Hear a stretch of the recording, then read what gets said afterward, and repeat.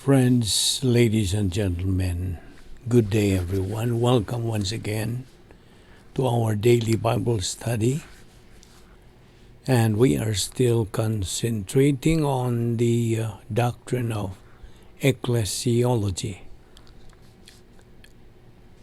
The first question today is, what is the divinely ordained system of authority in the local church?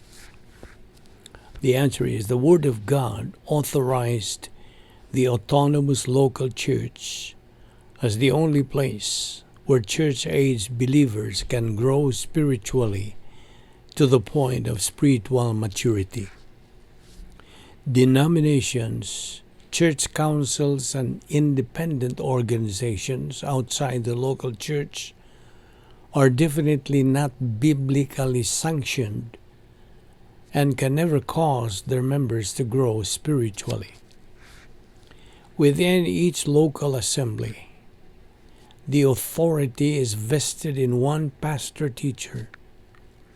He delegates authority to deacons and others in his administrative system, but they have no jurisdiction over the congregation.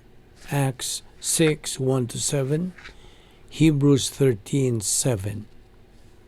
The pastor's authority, which extends only within the limits of his local church, is designed to give him the right to administer his policies and to communicate Bible doctrine.